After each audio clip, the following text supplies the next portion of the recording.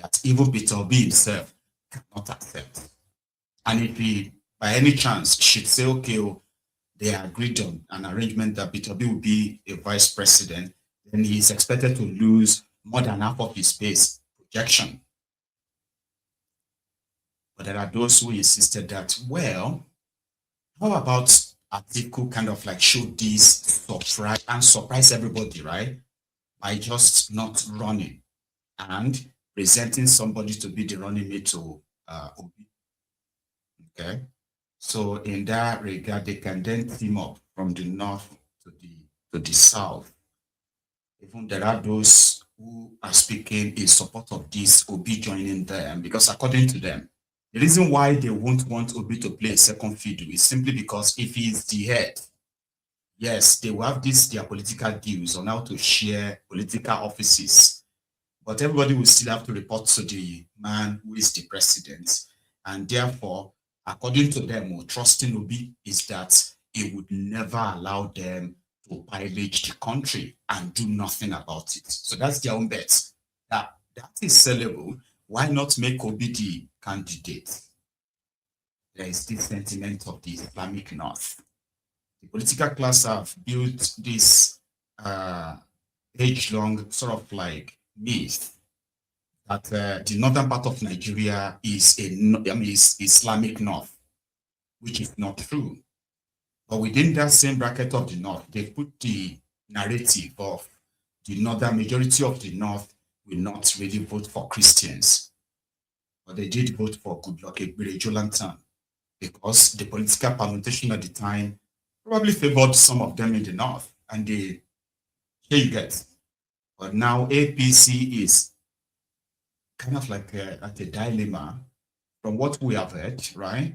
One of the things that the people who want the government of Nigeria to be sanctioned because of the allegation of them shielding the Fulani terrorists in Nigeria, right, is the fact that the Muslim tickets, which produced Tinubu, a Muslim, Shitiman, a Muslim, they said that in itself has sort of like fueled the spread of the Islamic jihadism, because the governments have played so much kind of like mouth when it comes to like, just word of mouth in battling and ending the terrorism.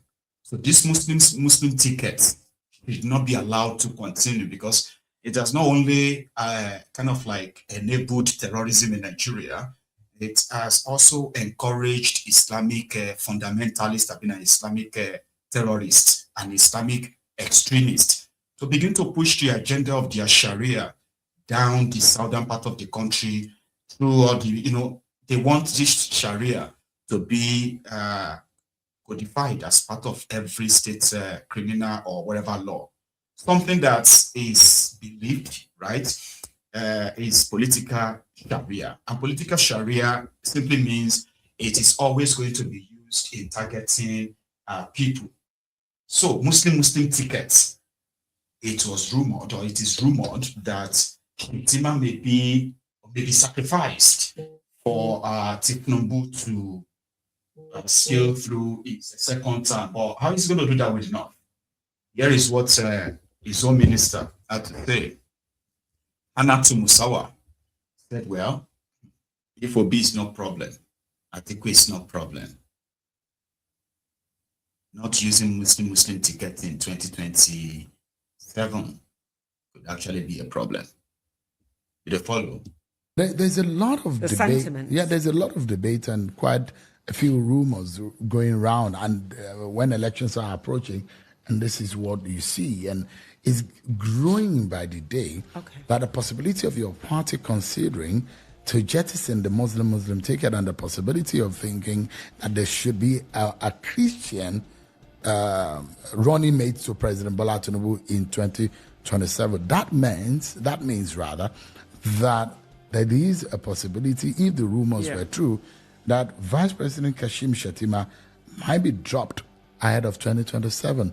What do you think that they are, or how do you think the North will respond to that, the Tinubu on the ballot? So when you say the North, let me take the core North, the Muslim North, right? let me take like Katsina, Kano, Kaduna, Kebbi, Jigawa, Zamfara, that Kebbi, Sokoto, that axis. If that was to happen, I think people that say that may not understand the formula or the way politics is. You know, when you talk about politics, the sophistication of politics, the North and the North alone holds more of a key when it comes to the sophistication in politics. Of course, when you talk about education, we're looking at the South, West Coast, right? And you're talking about trade and maybe Southeast. But the North, that core North, when it comes to politics, honestly, their level of sophistication. Now, Sheun, when you see every Megad, let's say the Malams, right? The one thing that you're going to see in his hand is a radio. Since I was small, I talked to you about me being a Fulani herdswoman. I come from a very rural area in Katsina State. All my family, all the people that I know that have never even been to school have a radio. They've never been to school, but they will tell you about the Russian Revolution. That BBC Hausa did what it was supposed to do. It will. My dad worked in BBC Hausa, so I really understood it from that level. When it comes to politics, that northern area really thrives on politics. That's the one thing that they feel they have a lot of control and power. So when you don't understand politics in the way they do, then you come at your own peril. So when you start making suppositions from the center, saying, let's change it from here and there, not understanding that these people, for them, politics is a way of life. They wait every 4 years to be able to line up. The man with his 4 wives and their 30 children, everybody's going to line up because that's where they know that they can have an impact in position in Nigeria. If you don't understand that and don't understand that for them is something of, it's almost like an identity. So you think that if APC toys with the idea of changing Shetima on the ticket, APC, it might be risky? I think so. I really do. I think if we toy with changing the construct of what we have now is a problem. If there's no northern, and I'm going to say it as it is, if there's no Hausa Fulani Kanuri Muslim on that ticket, it just creates it's a hurdle, and that's the reality of the way the people think, and that's what I'm telling you. Are you concerned though? You see the gravity of and you see the manner in which a lot of the politicians and everywhere are moving towards the ADC. It's a tsunami of some sort, politically speaking. The gladiators are on one side, the ruling party is on this side, and their main agenda is get Bola Tinubu, send him back to Lagos. That is their agenda. Are you concerned about when? I've not seen many gladiators. Really? David Mark, Aregbe Shola, Rotimi Amechi, Peter Obi. That's like 5-6 people. So okay, but if you put it on a chart on APC as well, if those are gladiators, of course they are. And then at the same time, there are a lot of gladiators on APC side as well. So I don't think. So, but I'm asking about how the ADC is growing to becoming a major political force. Does it worry you? No, it doesn't. In fact, we're happy about this because we want a democracy. Nobody is happy about one party state. And more than anyone, the president wants democracy to thrive in Nigeria. So it's great that, ADC is sad to see that, that there's no opposition. So there has to be an opposition for our democracy to thrive. So it's good that there's an opposition. Somebody said beautiful nonsense. Hannatu Musawa is the daughter of one of the supposed Islamic scholars in northern part of Nigeria. Her father, who I believe helped spread their Sharia ideologies and all of that in that northern part of Nigeria. Okay, and I'm not like indicting him on that. Okay, but knowing what the northern part of Nigeria was and still is, right? Musawa sent his own daughter, Hannatu, to the UK, and she actually got married to the current, this man called Bua. I think he is the second or third richest man in Nigeria or something, I'm not sure. But Bua Sham, that Bua Cement and all that. So he was his ex-wife. So she's always very much within the circle of the political class, and she's a beneficiary. So she's not lying, talking about how for generations, the political class have built their own wealth on the ignorance, that the institutionalized ignorance in northern part of Nigeria. They will tell you why the northern Nigeria will decide who becomes what in Nigeria is because of the population. They will tell you how a poor man, a poor farmer, is married to 8 wives and he's got like 60 children. They will tell you about that. They will brag about it.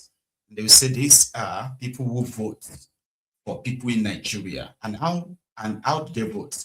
They vote according to how their clerics, the Islamic clerics, tell them to. So that ignorance has been exploited for decades. And one of the beneficiaries is Musawa, this Hannatu. He's a beneficiary. So, but the only thing they are not telling you is that for decades, from generation to generation, it keeps getting worse too, right? Including under Tinubu, all right? The political class in northern Nigeria don't give a hoot. They don't give a damn about these children, their life, their welfare, their education, healthcare, safety, their future. No, they don't care. They don't. But they will tell you that these people are very dedicated. They listen to Voice of America. They listen to Hausa, BBC Hausa. They listen to Kiniko Hausa. And what are they telling them in all those Hausa? And how much are they applying that to their daily life where it's been hardship, poverty, and terrorism all along? APC has brought nothing to northern Nigeria than terrorism. They've sustained it. They've built power on it. They've sustained power on it. And they believe they would continue to exploit that by telling you that, you see, you need to understand the sophistication of these people. What is sophisticated about people who don't give a damn about the criminals who put them in those horrible situations? But as long as they are Muslims, right? Well, they are fine. Where supposed educated Muslim clerics, Islamic clerics, will be boldly be telling their congregant, they will be telling them that one Muslim is very good, 2 Muslims it's great.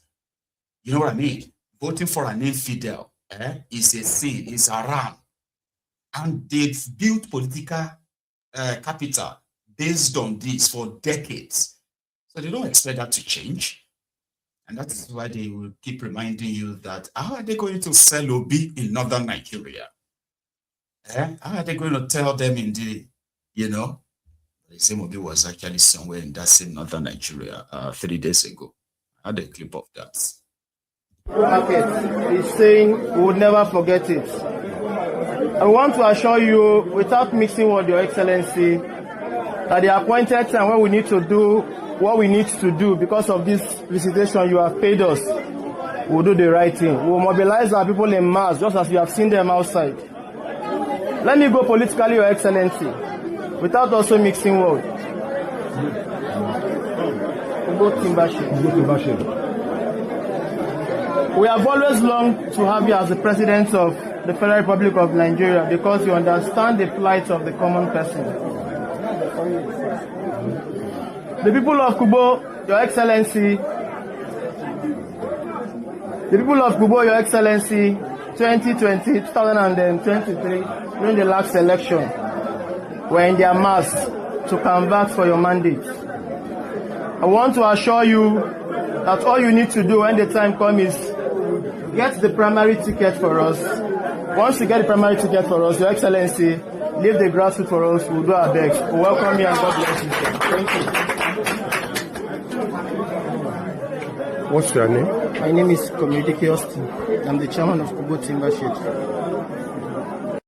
Peter Obiyayi, shugaban kosan gobe insha Allah.